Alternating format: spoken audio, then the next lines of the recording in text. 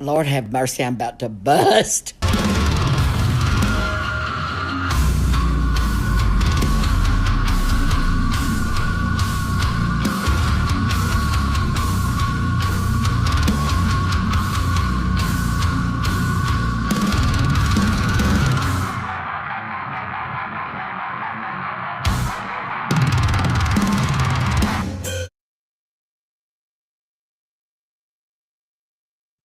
Welcome to Astrology Deathmatch. I'm your host, Alex Harper, and we are coming to you live now. I am still at Chris Brennan's house. He's tried to get me to leave, but I'm claiming squatters' rights, and I'm going to make this an insane legal battle. He is going to rue the day that he tried to evict me from his apartment. So, I am joined today by my host, as always, Mr. Alberto. Hey, how you doing, man? How's it going? Hey, everybody. I'm doing great. Yeah, no, excited to be here. I think this is going to be a great episode. That little intro had me, some tears are still here, laughter. So, yeah, I'm excited to see these two giants of the astrology world take each other on like Godzilla and Mothra. Yes, no, it's gonna be a clash of the titans for sure. And both of our contestants this evening are both, legends in their own right in the astrology world. And I am honored to have both of them on the show. I've been fans of them for a long time, unbeknownst to them. I have been a fan of both of their work for a while now. So it is my pleasure to introduce Tara Green and Dorje. Kristen, how you doing, guys? We're great. Ready to go. We're doing good. I am jazzed. I am ready. I am ready to take on Tara. Okay. We've had a few little mix-ups with the Mercury retrograde, right? Getting this going, but that's one thing about astrology is that it's great to make excuses for your own ineptitude and bullshit. So yeah, it's a world-class use of astrology is for doing that. So we would never pass up that opportunity. So we're gonna have a series of 5 questions. This is how the show works. 5 questions. The person that answers the most questions right wins the show and also wins a talisman made by yours truly. Up for grabs this evening is a moon talisman. That's nice. I like that. So it'll be cool. A moon talisman. Wow. Yes. Okay. I have wanted one of those. Moon's in what sign? I want to know. It's Taurus. Okay. Yeah, nice. Moon and Taurus talisman. It's a nice one. Beautiful. It's got it's a benefic enclosed moon. It's a pretty nice one. My fifth house is Taurus. That is going to help me deal with my children in a way that's loving and supportive. Nice. Okay. Yeah, it's the moon. It's not going to come down on them hard. So, all right, let's get right into it. Let's start the question. So, here we go. First question that we had here is, all right, so we've got 2 charts here, and our contestants have to correctly identify them. One of them is a university instructor and translator. The other one is a comedian that's worked odd jobs. Let's see if we can tell who is who. I'll just start this off. Dorje, what did you think about this question? Okay, now wait a second here. Are you a Deborah Holden fanboy? Why am I looking at Placidus? Did I not send you my resume and say traditional astrologer? I am desiring some whole sign here, folks. Oh, sorry. Okay. I'm a little I apologize for making you look at those horrendous Placidus charts, and that is my bad. I did get the memo. That is Mercury retrograde / my incompetence. Mercury doing it. Yeah. Mercury incompetence is what I was about to say. But I do like Deb Holding. Shout out to Deb Holding. She's great. Yeah, Shout out to Deb Holding. She is actually a really sweet woman, and she is a great astrologer.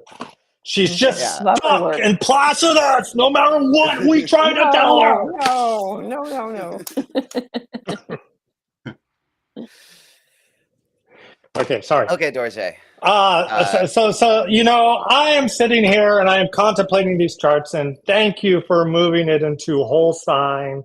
And what is that? That's you said something about someone supposed to be a professor and a translator, and my traditional astrologer friends are going to have to forgive me. I'm going to sit here and I'm going to drop into a little bit of what one might call evolutionary astrology position, and I'm going to say, look at that South Node in Gemini.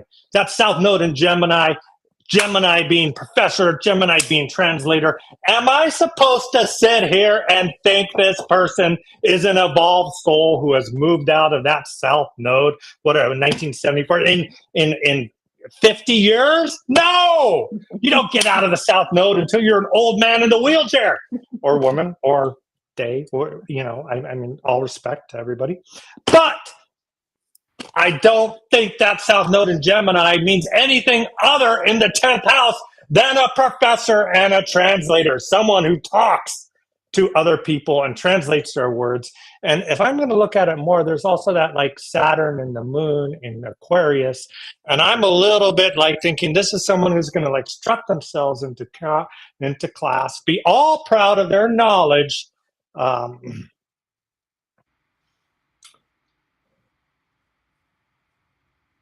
Because of that Jupiter in Libra. No, wait a second. Wait a second here.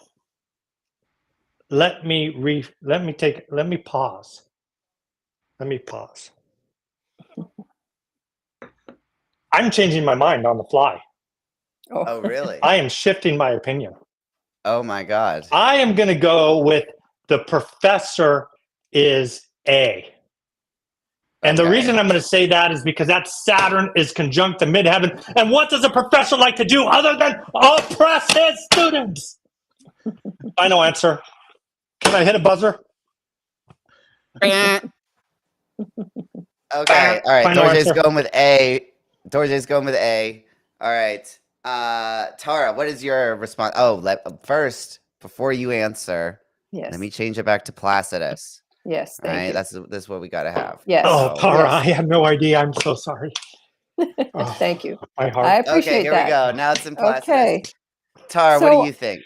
Okay, so I think chart A is the comedian because the North Node in Sagittarius is all about comedy, and the North Node is in the third house of talking, communication, storytelling with Neptune there. So this person is always idealized. Their perfect job is to be a comedian, right? Now, Jupiter is in Pisces in the fifth house of self-expression, creativity, willfulness. So that's very playful. They have a great imagination. They probably do weird comedy about, religions and things like that and immigrants and I don't know. But, and then also, there's that really intense Sun, Venus, Mars actually conjunction in Scorpio. So they might have some very dark humor as well. I think the Libra ascendant at 12 degrees there, they're ideally suited to being out in public. And they probably dress really nice, but I think this is a person who's really creative, very imaginative, talks on the fly. They've got the moon in Aries in the seventh house there. And then there's that square to Saturn in Cancer. Again, I think this has been, they talk about family humor. Their humor is kind of all over the place, they can talk about any topic, but I think, they love to be on the road with the North Node in Sagittarius. And really, this is their dream job. I think that's always what they've wanted to do. So can I challenge this? Yeah, sure. Sure. Go ahead. I mean, Jupiter in Pisces. Doesn't this person in the fifth house want to help younger people? Aren't they a professor with that Jupiter in Pisces? Aren't they thinking about how do we help other people? How do we help younger people? And that Jupiter in Pisces is connected to the third house. They're a professor of, kindergartners. I don't know why you're going into Yeah, I mean, that's possible. You could say Saturn in Cancer is also a teacher of children too. But I also am very intuitive when I look at a chart. So sometimes I just look at the chart and it just speaks to me right away. So Jupiter and Pisces there, and I have a lot of Sag myself, right? So that's what it feels like to me, I mean, the other chart, Jupiter in Libra in the first house there, Virgo rising, they're very astute, almost the last degree of Virgo rising. This is somebody who's very astute. Also North Node in Sag. I mean, the charts have similarities, right?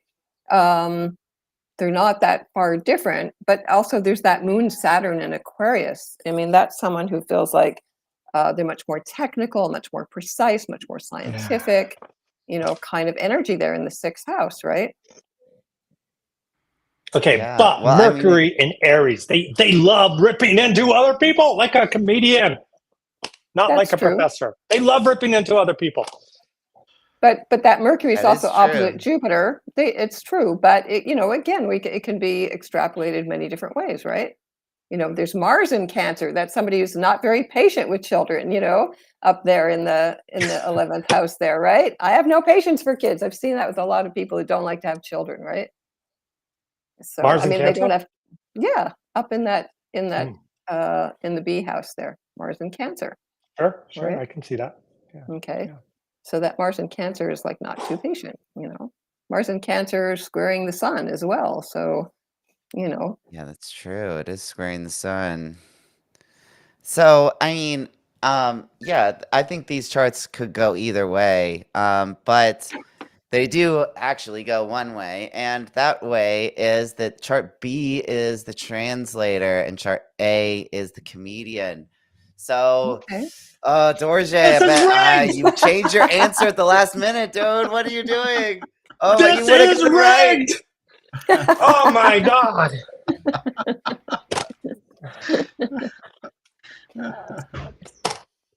Oh, I'm man, taking that's this terrible. personally. I am writing Chris Brennan and telling him that he needs his house back. So you're gonna testify against me at the hearing, at the eviction hearing? How could you? So I mean, well, look, I think, I mean, to me, if I look at these charts, right, just straight off the bat, we've got like Jupiter and Venus really close to the angles, right? And the benefics are many things, but they're not really funny, right? The funniness is like, Mercury and maybe like some sun and moon type stuff. Like I feel like it's like humor is all about like, light and context and tricks and illusions, right? And this Well, I person, think chart Scorpios A, are funny. yeah, Well, they have dark Mars too. humor. Dark humor. And Yeah, they've they got, do. They can yeah. like pierce into humor. Yeah. And this person has like this dark energy with Scorpio here, with this triple, like this little stellium in Scorpio here, and then like Mercury's like retrograding out of Scorpio, so it's like, it's like taking like this deep dark stuff and making it into funny, haha, relatable, like, oh, aren't we all messed up kind of Libra stuff. I don't know. Alberto, did you have any thoughts on these charts? Well, you took the quiz too, right? Didn't Yeah, you? You got this one right, didn't you? I did, yeah. Every time I do it, I get a little bit better. I mean, I think everybody's comments are great. I would say like that first house, it just talks about a big personality, and also, Mercury and Uranus. I think Uranus can be humor related too, in terms of surprise and shock. And this person has this amazing tension between keeping the peace and just fucking everything up. And they're like all right next to each other. So that's like, I think a lot of comedians, their combination of like funny and entertaining and like tragic emotional states. I also noticed in the fixed stars, there's the fixed star Algorab on the ascendant of chart A, and that's the crow, and it's about dark sarcasm and kind of gossip and rumors. So I thought that sounds more like a comedian to me than a professor. Interesting. I like it. All right, let's move on to the next question. Oh, unless Dorje, go right ahead. I just have to concede. I have to concede that Scorpio is better humor, and that shines through. I have to concede. Okay. Cool. Great. Very cutting humor. All right. Here we go. Number 2. Okay, so this one, same format. Everyone, there's 2 charts. One person is a nurse / fitness instructor. The other person is a visual artist and computer programmer. Can you guys tell who's who? Dorje went first last time, so Tara, what do you got to say about this? Okay. These are hard, Chart B, let's see what we got here. Well, they have Cancer on the descendant. That's always the sign of the nurse. Somebody who's very nurturing. Let's see what we've got here. Moon's in Taurus. So they're a very hands-on person. It's in the 4th house. So it has to do with they're going to treat other people like home. They've got Mars in Taurus. So Mars is kind of weak there. And all that. Capricorn, this is a person who takes their job very seriously, and they've always been very serious. They've got a Venus Saturn conjunction there in Capricorn in the 1st house. So this one, somebody is very much a take control person. They've got Mercury in Sagittarius, so they rising, so they do have in the 12th house there, they do have a good sense of humor. And they like a job where they're busy all the time, where things are really, really changing. So that's chart B there. And then chart A, I mean, these are a fitness instructor artist. Like, I mean, it's kind of funny because I would say that, again, they both have Cancer on the descendant. This one has Saturn at 0 Pisces. So there's something much more visual, creative. Pisces is always the artist. And then all that Gemini. So that one feels like it's more of a visual, somebody who's doing things with their mind, working with machines. There's no Aquarius there, and Aquarius is people who are kind of programmers. But I would say that sort of Gemini stellium there is somebody who's a visual artist, computer programmer. That's what it makes sense to me. And then they have Jupiter in Libra, so they love beauty. Let's see what else they've got there. Yeah, Saturn in Pisces is also somebody who's very, very compassionate. You could always, I mean, a lot of these are so close, you could trade off, yes, it could be this, it could be that, right? So I went with... these are brutal, particularly this they're one. brutal. They're very tight. I would say that, I think I went with B as the nurse there. Just because somebody who's very serious and solid and on their feet and likes to move and kind of a very controlling nurse. Yeah, very controlling nurse. Or somebody works in surgery. They've got Pluto and Scorpio there opposite Mars. So somebody works in a very kind of dangerous, high energy situation, Let's see what else. Chiron and Cancer in the 7th house, conjunct the North Node. That to me felt like a nurse. Right? Chiron and Cancer conjunct the South Node. They've done this before. Like maybe they were Florence Nightingale in a past life. You know what I mean? So they're taking this very seriously. You know what I mean? Yeah. I like it. Okay, Dorje. First, before you answer, to do the traditional versus modern astrology justice, I got to switch to whole sign for you. All right, here we go. Oh, thank you. All right. Thank you. I know. It's so much better. That puts my heart at rest. I'm very fine with. Okay, here we go.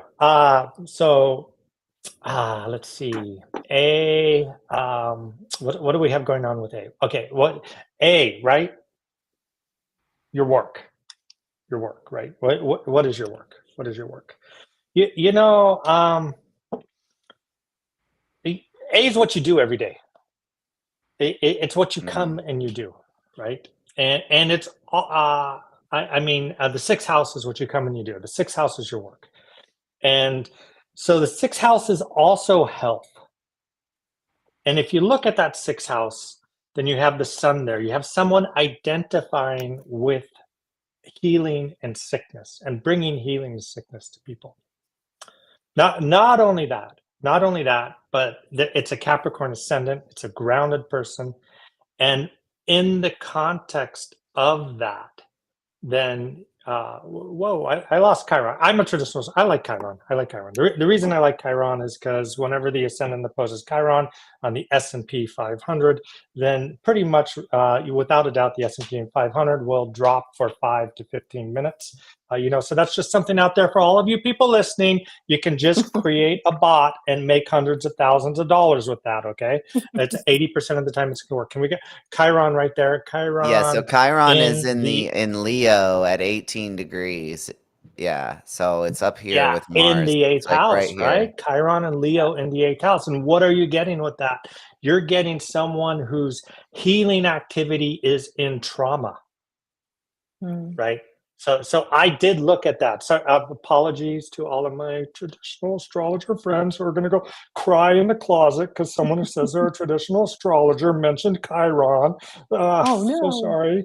Anyways, so Chiron in the 8th house is going to be someone whose path is healing through trauma, right?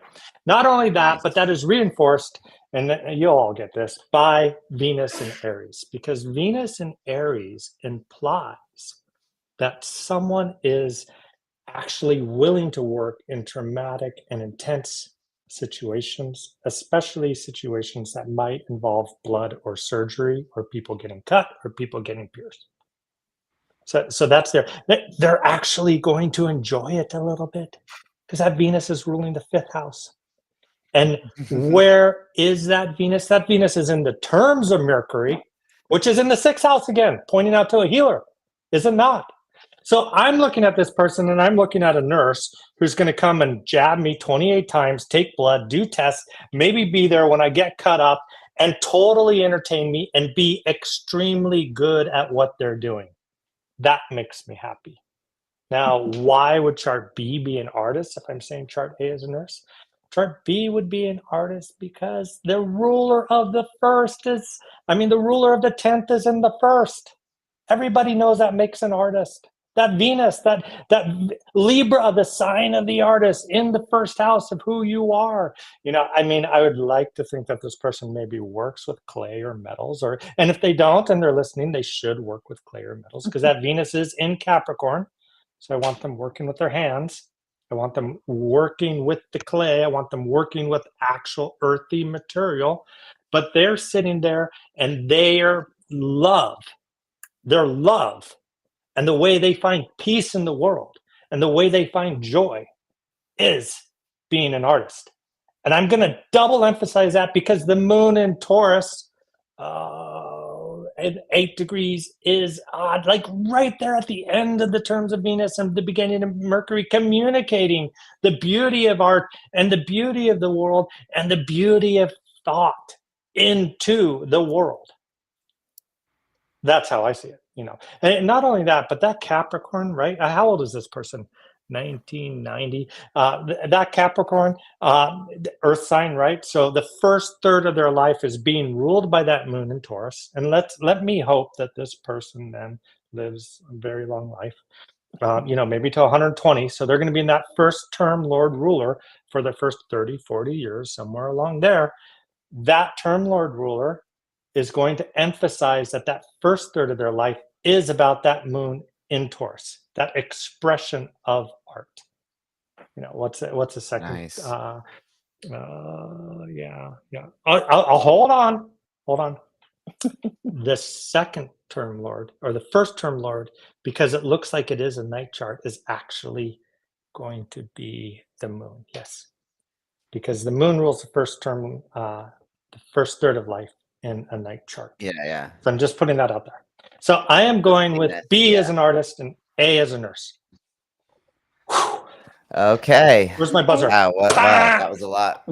That was a lot. That was a lot. Looks like Dorje is correct on this one. Chart B is the artist and chart A is the nurse. Both of them had really great answers. But yeah. So you got this one right. Okay. I no longer think it's rigged. It's now totally fair. So, I mean, obviously these charts are these problems are really difficult, and I give anyone props for even coming on here and attempting them. It's really cool that people will do it. Now, what I would say if I was given this question, so this is something I've talked about in the quizzes and on this show before, which is about artists and artisans and craftsmen. The Hellenistic texts give a combination of Venus, Saturn, and Mars for this kind of stuff, right? We want to see these three planets interacting and doing something together in the chart, either through aspect or rulership or something like that. So here we've got Venus and Saturn are conjunct in the first, and they are trine Mars, which is about to station direct in the fifth. All right. So we've got Saturn and Venus conjunct and they're rising, and then Mars in the fifth, trying both of them. Right. And also Mars is also connected to Venus because Venus rules Mars in this chart. Right. And then Saturn rules Venus. Right. And then Saturn is connected to Mars through the trine. Also, Mars is the exaltation lord. He's got of Capricorn. So there's some great synergy between these three planets working, and they're angular, which is what the traditional signification for an artist is, or an artisan or craftsman of some kind.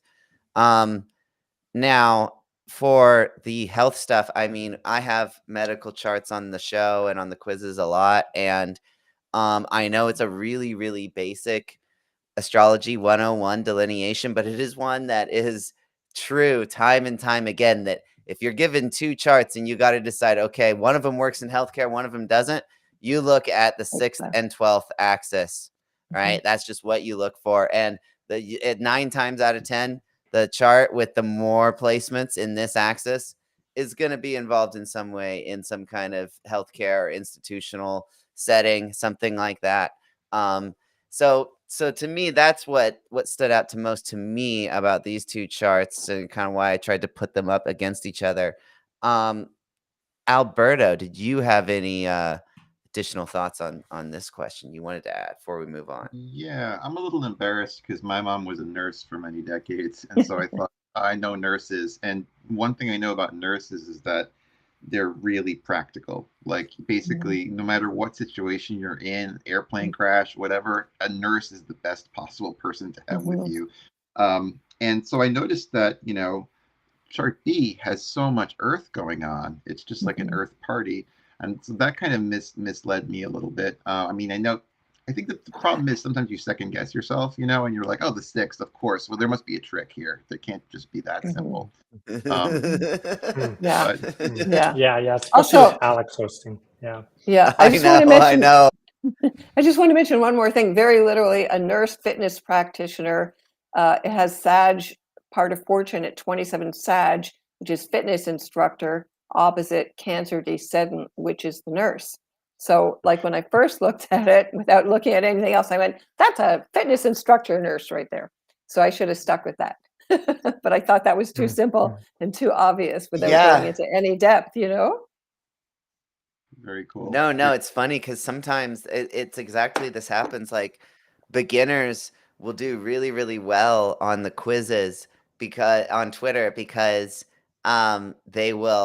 they'll just go with like the first immediate obvious thing that grabs their attention, whereas the people that are more advanced will be like, oh well, I know there's more to this, and also Alex is a bitch, so it's probably something more, and they'll trip themselves up. Yeah. It just shows you how complex and how many possibilities there are, and I mean, like you have to go through so many nets and so many sieves and really ponder it and really feel it out too, because there's so many ways to approach it. So I think it's great to have this conversation where everybody's talking about what they see, because every astrologer is going to see something else, right? So Yeah, for sure. And, we were talking about this before, that Dorje was saying that astrology is more like tendencies and probabilities. And I agree with that. Right. Yeah. And sometimes, it's like, this game is all based on what's more likely than not. Right. We're playing at the odds here. Right. And we're like, okay, well, based on the energy they're given to work with at birth, what are the odds that they become this or become that, right? And so it's really not meant to be totally prescriptive, right? But I think people can. It's an interesting game to play. Now, one thing I've forgotten to do thus far is to actually go and check what Twitter did, right? So Okay. let's do that. Let's see what they did. Let's see how they did.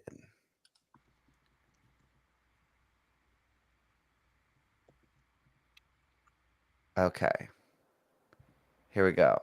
So on question 1,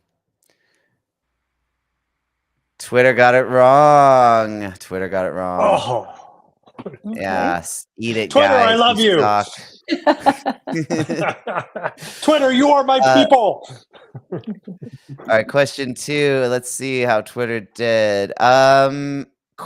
Twitter got question 2 wrong again. All right, Twitter. Twitter, what's the matter with you? Come on, people. Yeah, you guys are sucking. What's wrong? All right. All right, here we go. All right, let's move on. Next question. Okay. All right. This is the last of the easy questions. All right. as if these haven't been horrible so far. Okay, it only gets worse from here. All right, so we've got 2 charts. Okay. One's a plumber, the other one is a model. Tara went first last time, so that means Dorje, you are up. What do you got to say about these charts? Let's see. One is a plumber and one is a model, right? Yes. Okay. Yes, one's a plumber, one's a Plumber model. and model. Let's see. Plumber is 6th of November or 27th of January. So then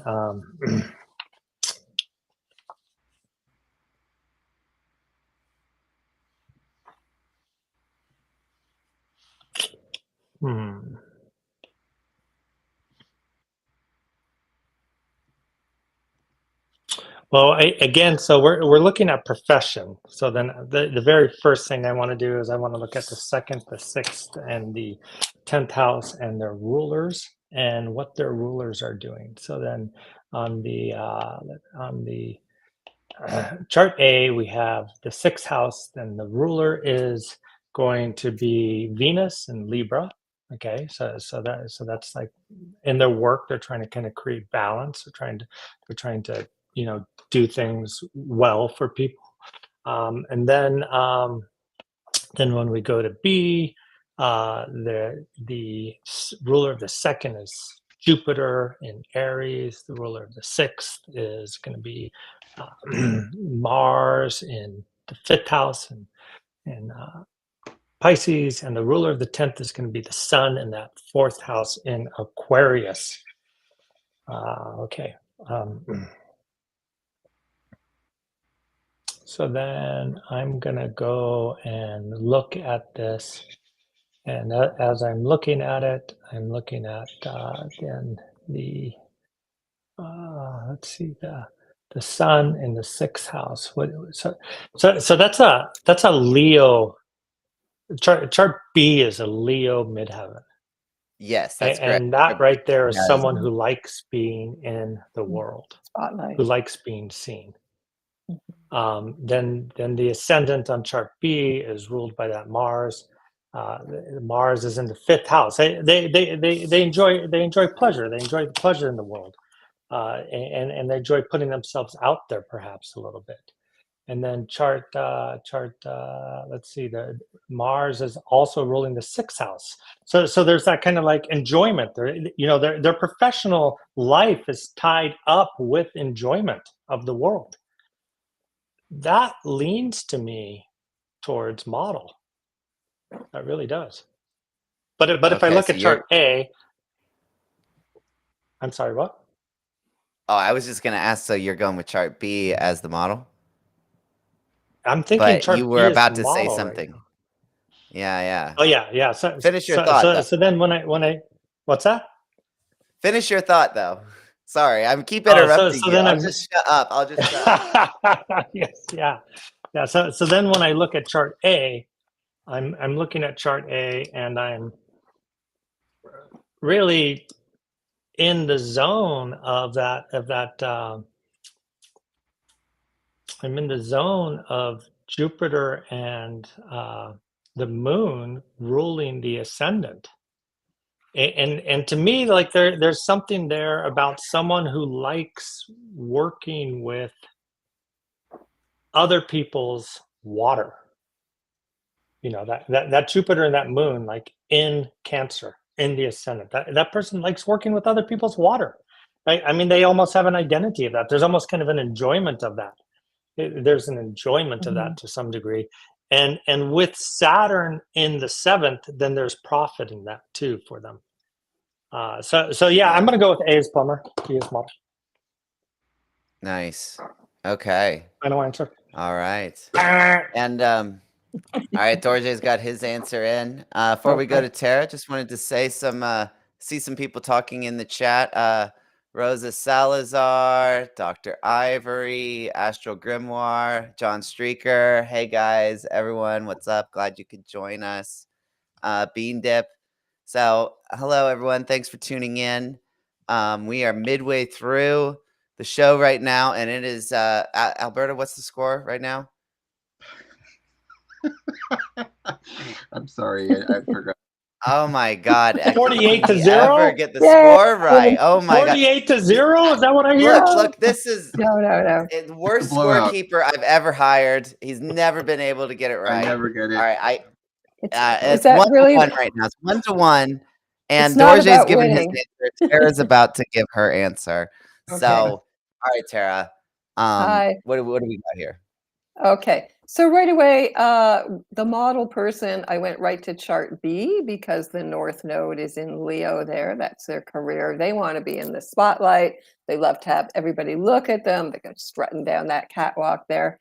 And then, the moon is in Libra in the 12th house there. So that's all about beauty. And there's Jupiter in Aries opposite that. So this person likes to have a fun, exciting career. Jupiter's in the 6th house there on the descendant, which is Taurus, which is also about beauty.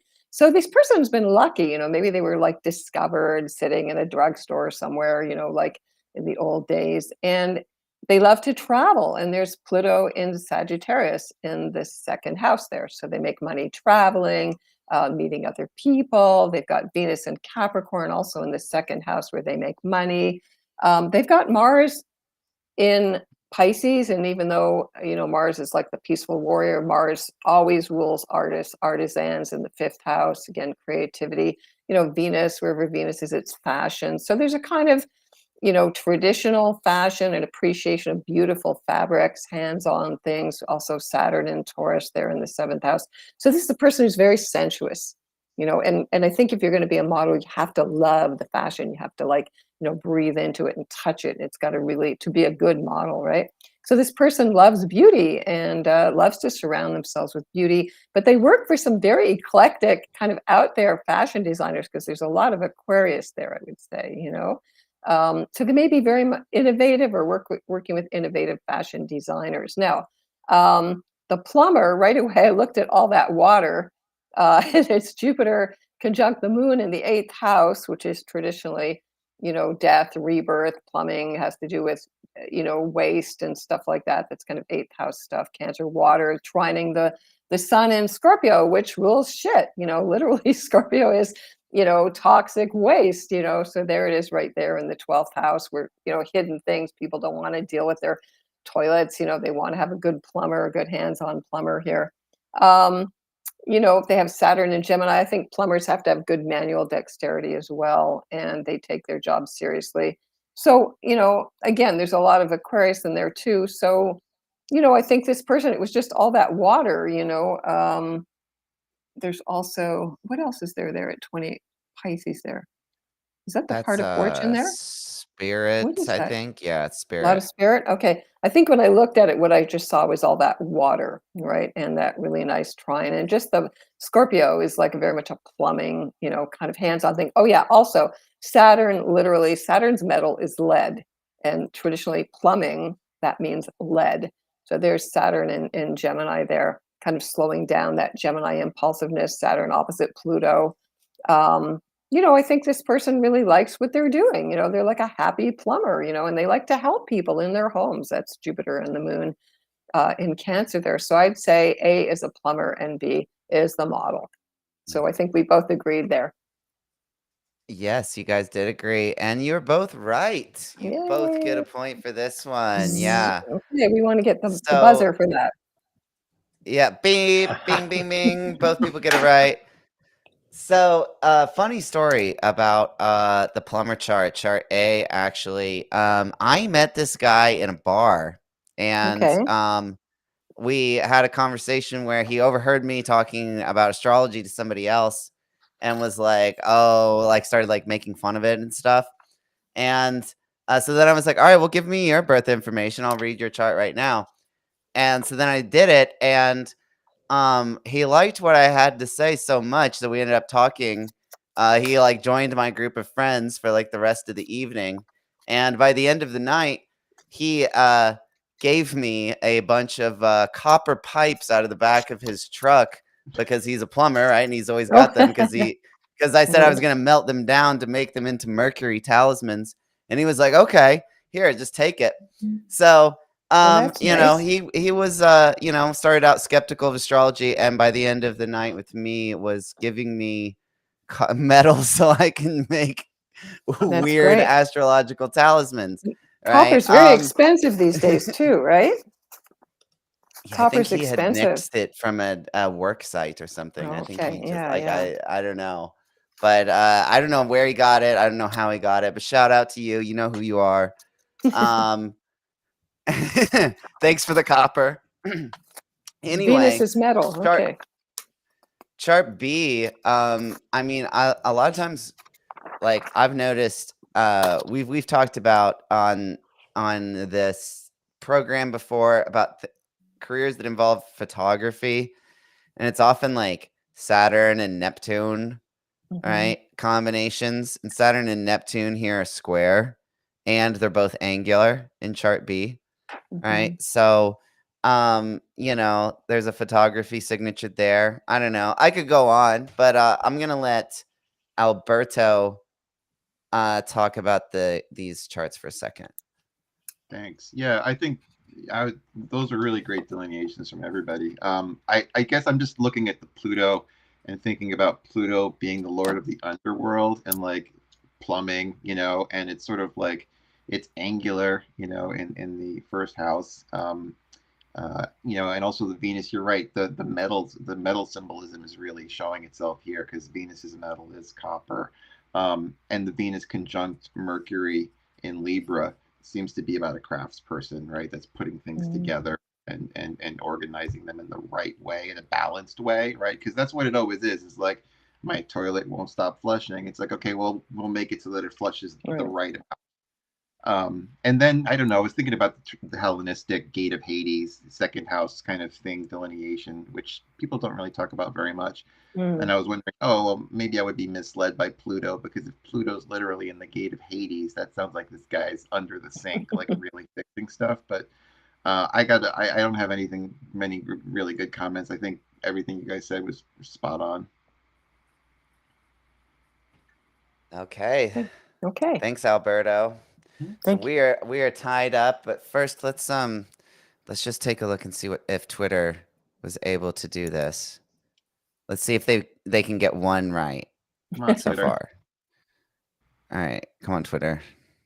You can do it. Fuck, they missed this one. They missed this Twitter. one. Really bad, dude. Twitter's This is the today. worst Twitter has ever done. Wow.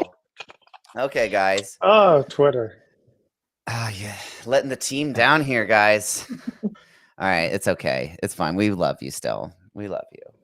All right, here we go. Let's move on to all right. So here now we're entering into the like obscenely difficult category where because I am sadistic and like to torture people, I give people 4 charts to choose from, not just 2. Right. And this is one of my favorite kinds where it's like what doesn't belong. Right. So we've got 4 charts. Right. 3 of them are teachers. 1 person is a convicted murderer. Right. Our task here is to pick out the murderer's chart amongst these 4. So who went first last time? I forgot. I did. Was it Yeah, I think Dorje went Georgia first? did. Okay. Yeah. All right, Tara, you're up. Okay. I've got them on the Placidus charts for you. You just tell me where Okay. you want me. I've got charts A and B up on the screen. If you Okay. want to talk about C or D, just let me know. Okay. So I'm supposed to say which ones are teachers and why, or just pick out the murderer here? Well, no, you don't have to justify the teachers. All you have to do is pick out the murderer. Now, if you Right. want to do that by justifying the other three as teachers, that's your prerogative. But the Okay. only thing that is required to get a point is to correctly identify the murderer. Okay. So let's go to C and D here. Hang on. Okay. Let's see.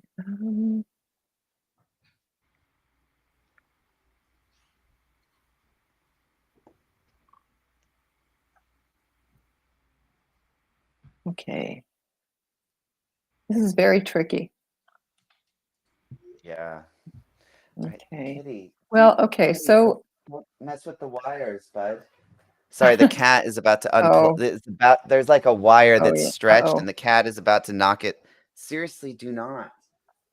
Okay. Chester is, Okay. Oh, Oh, cute. cats do that, Okay. So, let's see. There's so many markers here. You're talking about murderers or convicted people. Murderers has to do with Scorpio energy. The 12th house is people are in jail.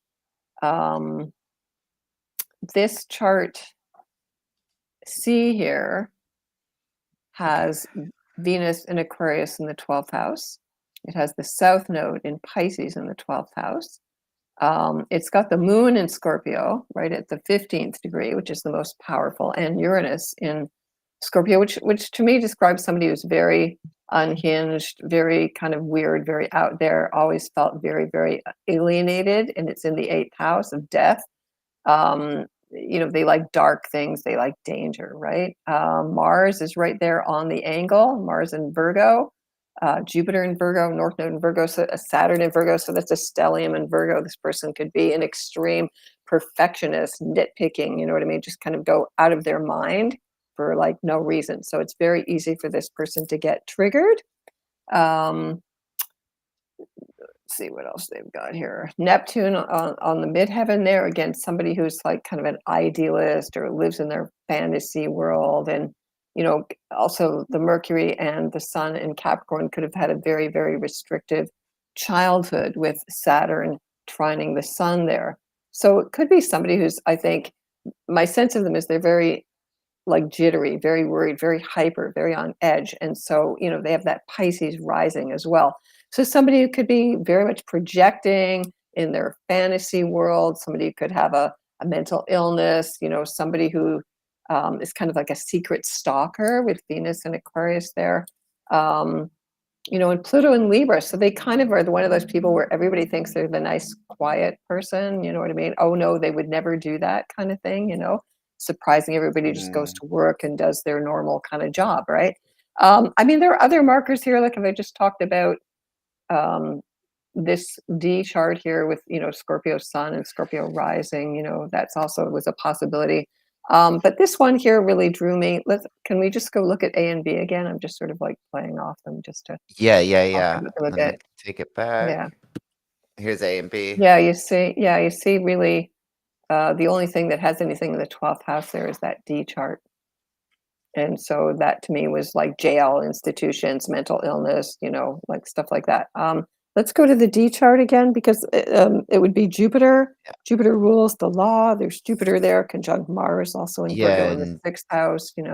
So that would indicate prosecution. You would know about that, in Neptune and Sag. So this person who's been in the justice system probably over and over and over again, right? And drugs, South Node and Pisces, drugs, illicit things, Scorpio, drug dealers, going across borders, Neptune and Sag, drug pushers, all of that kind of stuff, right?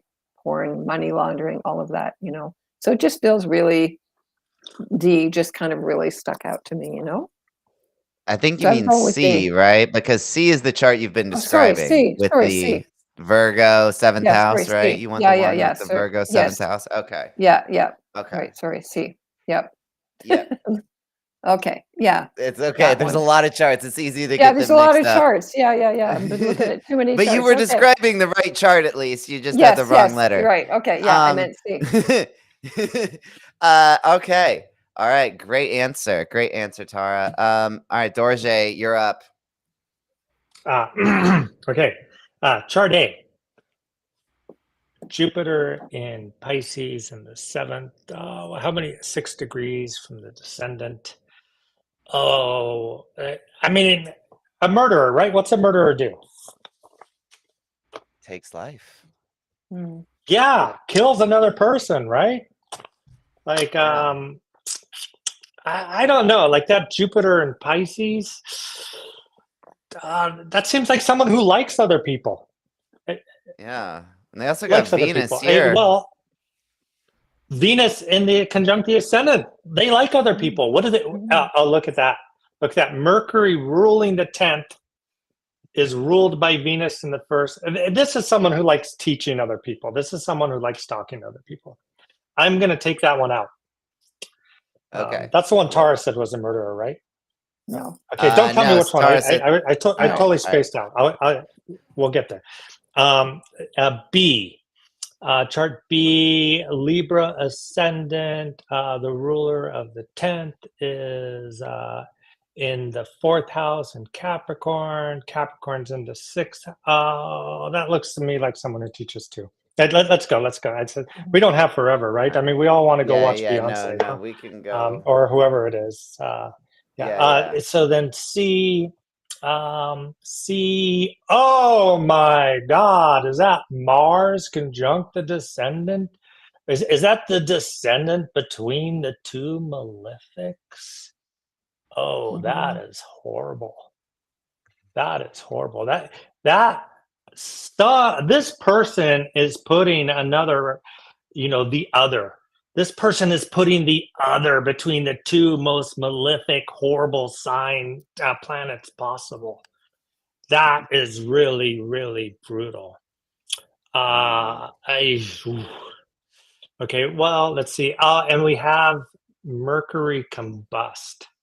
So not only are they doing that, but they're not very clear-minded as a person.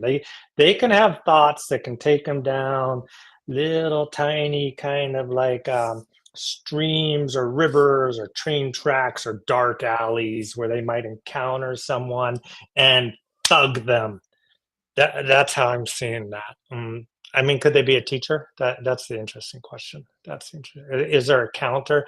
Well, let's see. I mean, Jupiter in Virgo, but again, that Mercury is like highly combust in the terms of Venus in the 12th house. So then, I mean, to me, like that Venus is then going to feed the Mercury, which is then going to feed the Jupiter. And this is someone who could spend time in jail.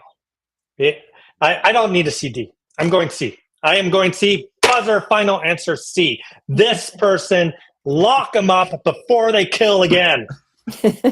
Okay, great.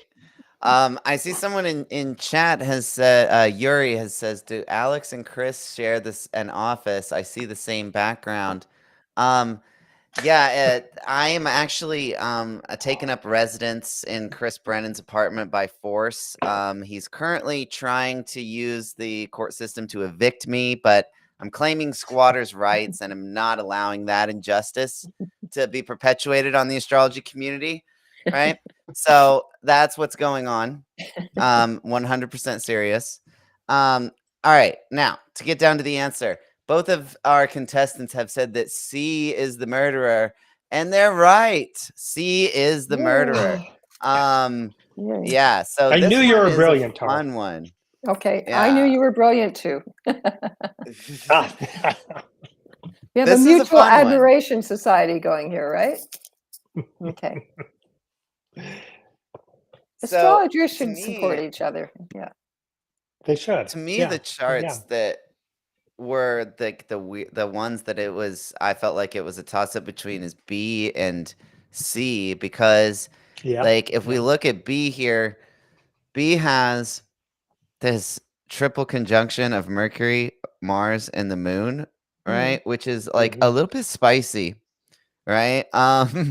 You know, we also have the Moon is separating from Mars and applying to Saturn, right? So the Moon is actually in a malefic enclosure in chart B, which I thought might trip people up, right? And might make them think, all right, well, the Moon is caught between Mars and Saturn.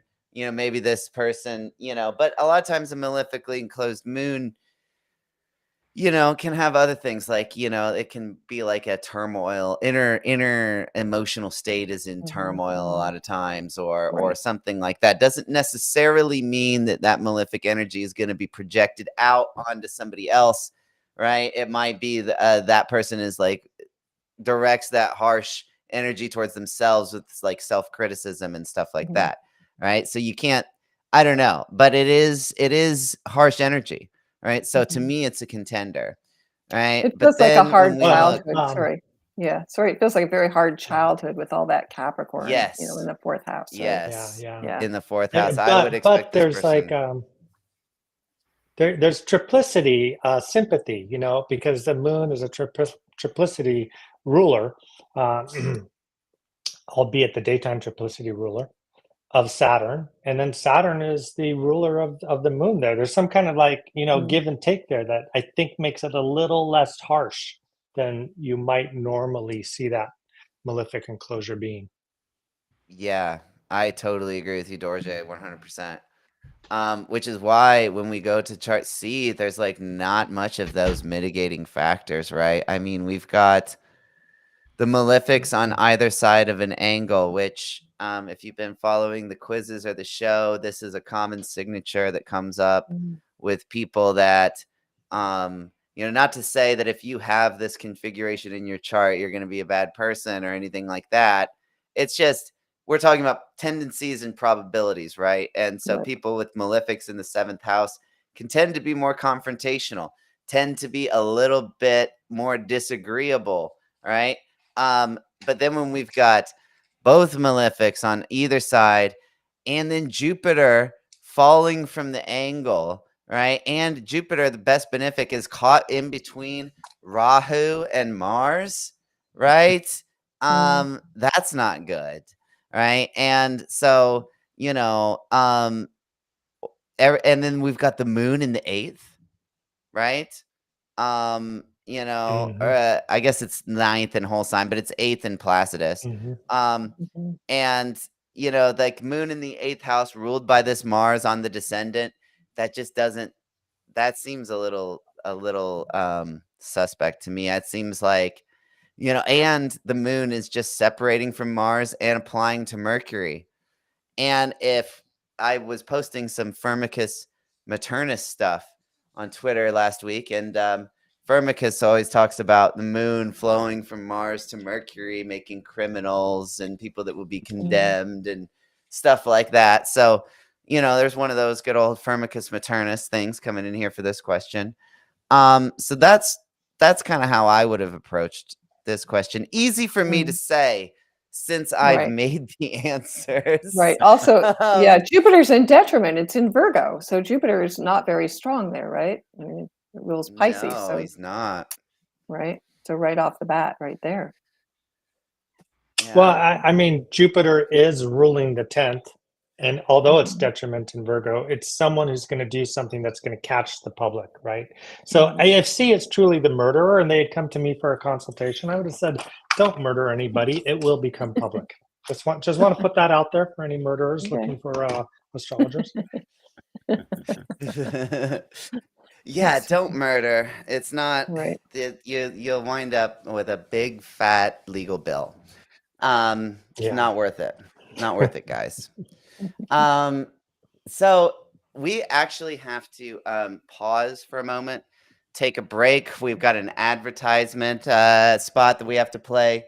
Wait a minute here. Wait, why does this say?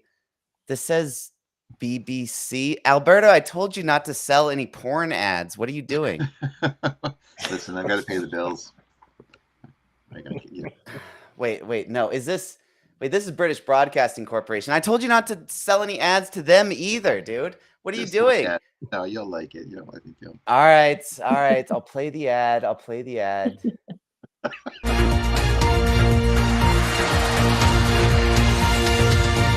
Tonight at 8 p.m, BBC 12 presents a UK television event, The Alex Harper Story. BBC travels to the bullet-riddled streets of the United States. Amidst the sounds of automatic gunfire and the aroma of cheaply prepared fast food, we find Alex Harper, astrological sage, internet phenom, and lawyer for the damned. From mail fraud using sorcery to influence courtroom proceedings and tax evasion, the laundry list of alleged crimes goes on literally forever. But who is Alex Harper? Alex, could we get a word? Tell us who you are. Alex, please, just a quick word. You trying to get cut? Oh, shit.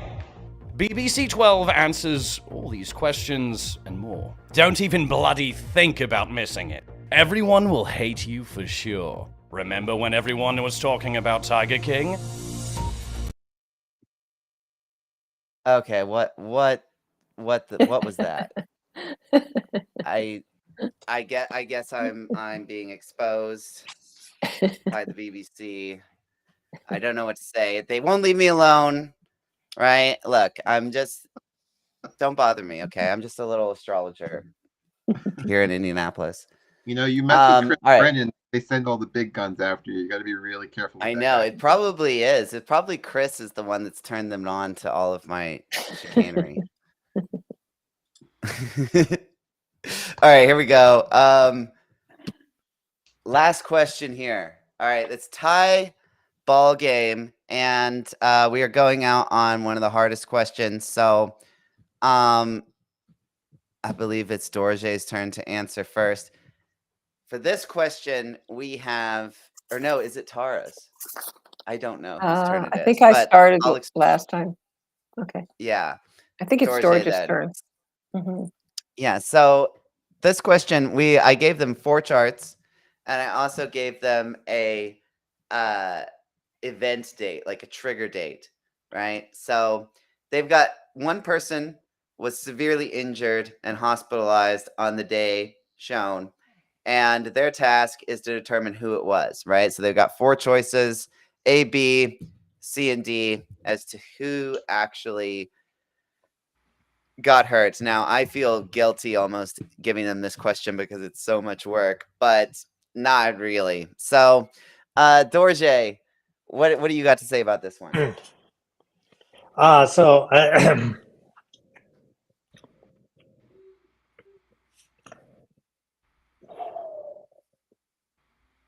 Did you say they got injured on this day? Yes. November 21st, 2001. 2021, yeah. 2021, yeah. Well, okay, so the very first thing I went and did here was I pulled up the Fredaria. And when I pulled up the Fredaria, what I noticed was that they were in Jupiter Sun period. So I'm thinking like transits of the sun are going to be very consequential for this native. For chart A? And yeah, for chart A. Yeah, for chart A. And I'm looking at it and I'm seeing that from the 12th, the sun is exactly opposite. Is that Mars? Yeah. Yeah. Exactly opposite Mars.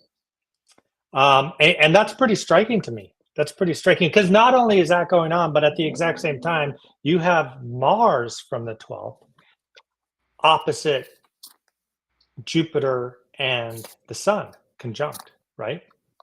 So now the interesting thing is that if you look at the Fredaria for this particular chart, it is a Jupiter Sun period that they're in. So you have Mars opposing the sun, which is like a Time Lord, and you have the sun opposing Mars, which is a Time Lord. And both of those are coming from the 12th in Scorpio, ruled by Mars. And Mars is in the 6th, again, the place of illness and injury.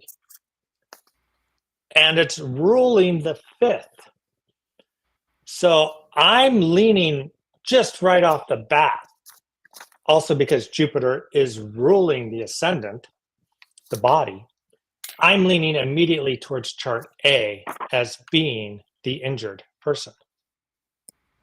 Nice. And I'd almost speculate that they got injured, like kind of like in something that was enjoyable, or like driving a car fast, or some kind of sports, because obviously that fifth house is involved. Right on. Very good. Okay, Tara. That's how I like. Yeah. Well, did you have anything else to say? I don't mean to cut you off. This is No, I just wanted to say, talk like, about any of the what really others. helped me hone in on this was the Fradaria, the Persian planetary Nice. periods. Nice. Yeah, it's great stuff. That Fedaria. Tara, what Yeah. did you think? Well, this one was also pretty tricky, to tell you the truth. I mean, anything that's, you have to turn this back to Placidus for me, please. Oh, I can't yes, look at that whole sorry. time stuff. No, of course not. Can't Goes both ask you ways, right? to Okay. sully Don't your make Twitter eyes mad. with these horrible whole sign charts. And they don't have the asteroids or the outers. I mean, that's why I did that, because I was like, okay, well, if you guys are gonna complain about Placidus, then you don't get the outers either. Right. Okay. Okay. So Brutal. So let's just look at C and D first as well. Okay, yeah, C and D. Yeah.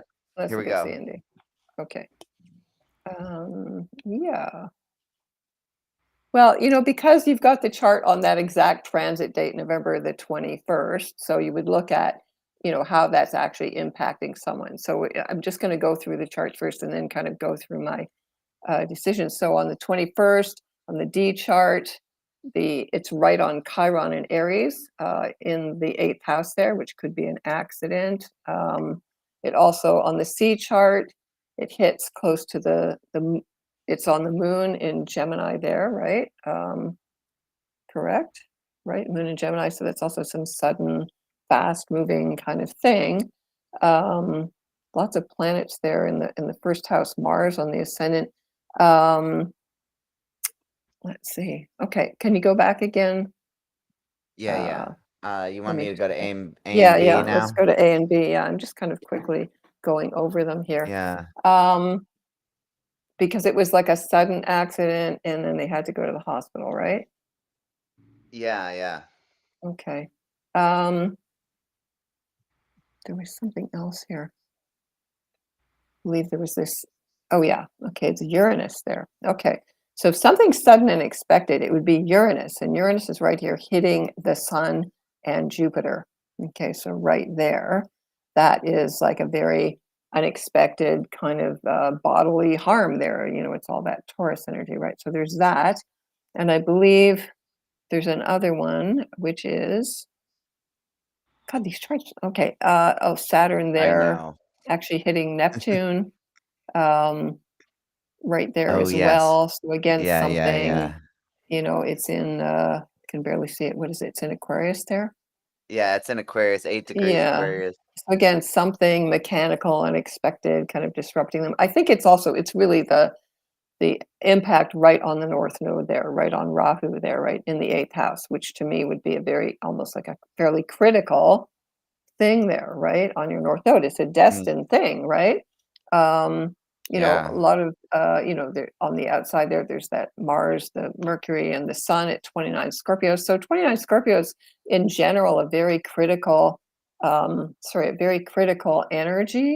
because the Sun is at the max Scorpio, death, blood, you know what I mean, kind of energy, and opposite, Saturn, Mars, opposite Mars, right? There you go. So the Sun opposite Mars would really indicate an accident to me, right? It's Sun's in the 12th house, so something they don't see. Mercury opposite Mars as well. So that one stands out more as a critical, and Mercury and the Sun are sextiling Pluto there in the 2nd house, which is usually the body. So there's a whole bunch of indicators there. I mean, there are other ones too, but this one, right on the north node there seems much more fated to me, like an aspect in their lives, right? Something that changes their life. I mean, they could have seriously been harmed and not really recovered. The moon's in Gemini, so something again fast coming at them. Could be a car. They've got Sagittarius rising, so it could have been a sports injury, I would say as well. Neptune squaring the ascendant in Pisces, so again, something they didn't see coming. Neptune squaring the moon, right? They might have gone unconscious right away. They might have actually blacked out for quite a while. Yeah. So I think it's A. You think it's A? Okay. Mhm. Well, unfortunately, Dorje just dropped out of the stream, so Oh, where did he go? we need to wait for him to come back Oh, before we reveal the answer. So okay. while we're waiting on him to come back, hmm let's see what Twitter did, because I forgot to check that Yeah, come last on, time Twitter. for the What are they doing? Come on. yeah. Twitter. Okay, so here we go. So for the last question, the murder question, oh, they got that one right. Look. Oh, good. Oh, Twitter, you Yay. finally Good for got one Twitter. right. Congratulations. You guys did it. And you did it by a pretty good margin too.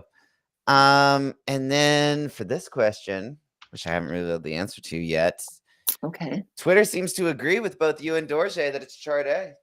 Okay. So if it's not chart A, then everyone is fucking wrong, and astrology doesn't mean anything. It doesn't Oh, mean well, anything. It's all made up. Yeah. Mhm.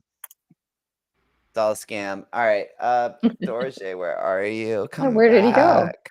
I Dorje. think he Oh, had here he maybe is. too much Yeah, to I'm gonna drink. enable him. Did you have too much to drink, You're back. Dorje? Yeah, I have to go pour myself another gin and Yeah, tonic. really. This is getting kind of stressful. It's getting kind of heated. Yeah, okay. Well, yeah, I mean, that's clearly the thing to do in a time like this, is to make another drink. I wish I could join you. I just I'd have to go leave, but I can't. Here we go. So you guys both answered A, and you guys are both correct. Okay. So that Yes, means it's yes, a yes, tie. yes. Another Hey, tie. hey, Oh my I knew god. we were gonna tie. I knew we were gonna tie. Okay. So yeah, both of you guys got it right. It's chart A. So let's just break this one down a little bit. So I mean, yeah. So as Dorje mentioned, there's the Fedaria period, right? I really like that answer. I also just want to say that this was an eclipse the day before, right? So on the day Mhm, before, mhm, there was an eclipse right on this person's Mars, right? mhm. And then their Mars, their natal Mars, is opposing their sun, right? So we've got two nearly partile hits of these oppositions where both their natal sixth house Mars and their natal sixth house Sun is getting some heavy Heat. malefic activation. So to me, that is what screamed at this chart about, like, wow, this actually started this incident actually started a thing for this person where once they got one injury, because they got it playing sports, which Dorje correctly deduced.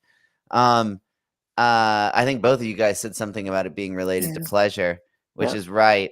They actually got, this person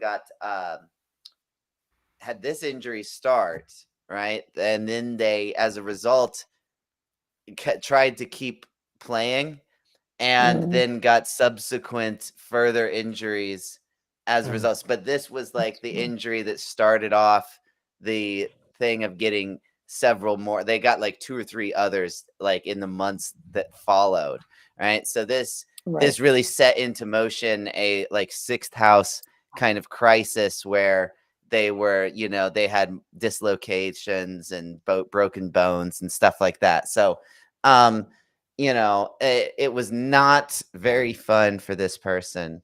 Yeah, let me see if there's anything else. Because I think a lot of people liked to have chart D for it. I think a lot of people mentioned chart D, which is funny. We got which chart D is actually here in the chat. Shout out to you. I'm not going to mention your name unless you want me to, but chart D is here, and he actually confirmed. He went and looked and was like, yeah, no, I was actually having a great time and making some really nice art during these transits, so nothing bad happened. I think though that if you got to look at the art that this person was making around this time, it might make more sense, these transits, because it is a little bit dark of the art that he was doing. So I don't know. It just goes to show you the range of expression that astrology can have, and that this stuff is, we make it look easy here, but it's actually incredibly difficult. And my hat is off to both Dorje and Tara for coming on and even having the guts to do this, because I mean, I wouldn't do this, right? I wouldn't come on my own show. I mean, that's crazy. That's crazy. I mean, they're maniacs. They're stone cold maniacs coming on here and allowing me to do this to them. It's just, they have all of my respect. So because it's a tie, that would be nice to just have everyone go home, right? But I've only got one talisman, right? So that means there has to be a winner. We can't just end this on a tie, unfortunately. So we have to go to sudden death, right? So the way this is going to work is no one knows what the question is going to be before I say it. And the first person to answer it correctly is going to win, right? So we're going to go, and you got to just ignore this outer wheel here, right, of these transits. We're going to only focus on the inner wheel of these two charts, right? Here it is in whole sign, and here we are in Placidus. These two charts. One of these people loves astrology, is an avid student of it. The other person really doesn't care for it and thinks it's all bullshit. Who doesn't like astrology out of these two people? Ding, ding, ding, ding, da, da, da, da. Take it up a notch. Okay. Oh boy. Doesn't like astrology. Who doesn't like astrology, really? Come on. Yeah, who doesn't like astrology? So Neil deGrasse doesn't like astrology. Yeah, right. One of these people doesn't like it. Okay. That's who. One of them on the screen. One of them. Well, okay. I don't like, just right off the bat, I'm looking at chart A, and chart A is a Sag rising. You guys might disagree with me because of all of your years and study and contemplation of astrology, but I have never known a Sag rising who does not like astrology. Right. I'm just going to say that right off the bat. Yeah, I would agree with that. Because Sag is about exploring life. Like, do you ever hear a Sag go like, no, I don't like that? I mean, maybe you do sometimes. No. Well, they are. Well, no, they're a Taurus sun. Look, chart A is going to kick back and enjoy whatever you throw at them. And they're going to find how to work with that. And that sun is also in the 6th house. So that sun is not like sitting there like thinking, how can I dominate this person by proving they're wrong and that they like astrology? I don't think I don't think chart A is. I think chart A is like going to go with the flow. It's going to like astrology and it's going to be philosophical and it's going to explore the world. I just get that feeling. But what about chart B? when I look at chart B, I'm seeing that they have Jupiter in Aquarius in the 7th house, and that they have Saturn in the 5th house conjunct Venus in Sagittarius. Mm-hmm. Wow, this person is really heavy on person A. I do hope that they're not like necessarily in a relationship, because I think that that Saturn on the and Venus, well, maybe heavy, maybe a little kinky. It could be a little kinky. Not quite sure. It could go that way too, because that Saturn Venus in person A's first house. Like I'm looking at that and I'm like, oh, these two could have something like behind the doors that they're doing that, like maybe if you're in the hotel room and you're in the hotel room next to them, you're hearing them kind of like call out and you're like, are they being murdered or are they having an orgasm? I do not know, but that's beside the point. Chart B, I really don't like that Jupiter in Aquarius in conjunct the descendant, because I'm looking at, and that to me is the Neil deGrasse archetype. I think that person right there is sitting there and they are like, I am going to prove to you that astrology does not work because of science.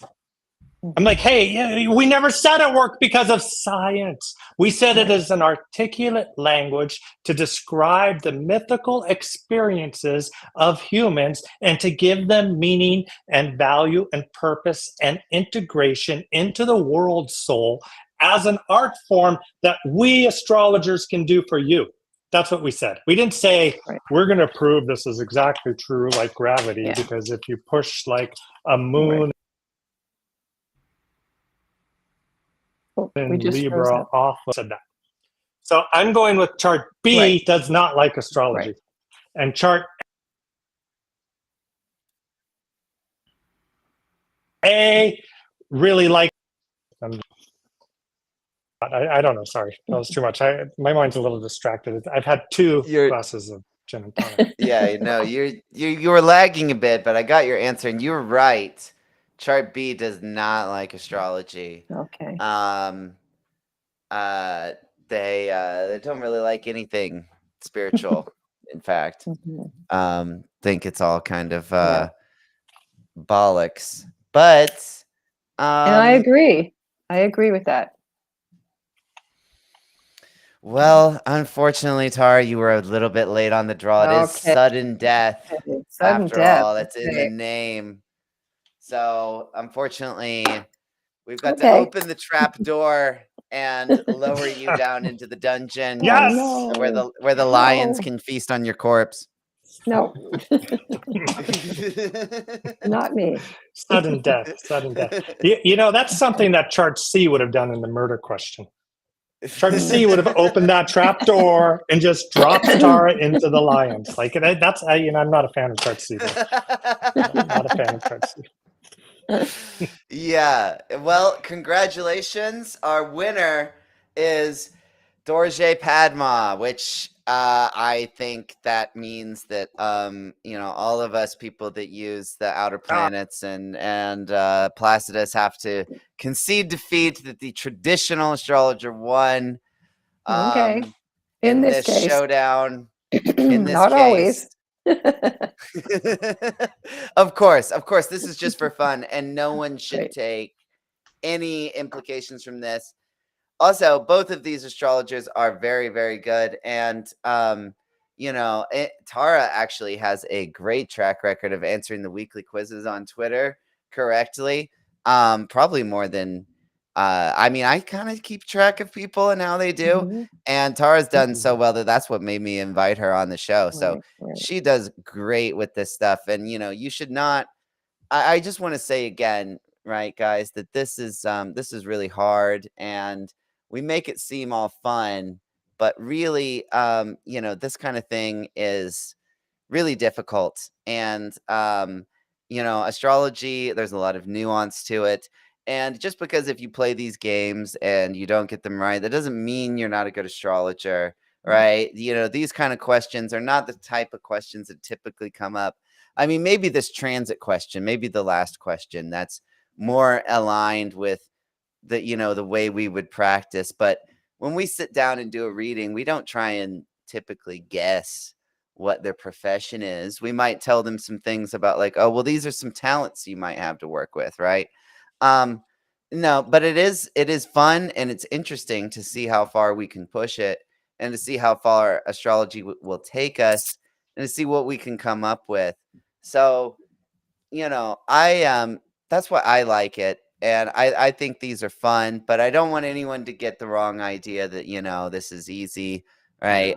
Both of these people, put in several hours of preparation for this, these kind of questions are really hard. And they both the contestants have my utmost respect and admiration. And I'm grateful that they came on. They both did amazing. And let's everyone round of applause for our contestants, everybody. Yeah. It's a live stream, so no one's gonna be clapping. But here we go. Let's let me take this back and do the contact information real quick. Okay. Because both of our contestants here, you can, if you want to see what they have to say about your chart, you can go and book a reading. Dorje, why don't you start it off? You won, so why don't you tell us where can people find you? Heartastrology.com.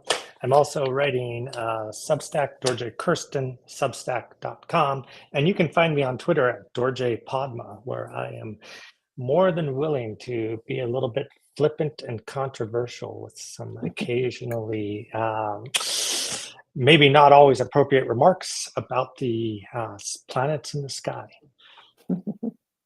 Well, yeah. I mean, what is Twitter good for except for being flippant, right? Right.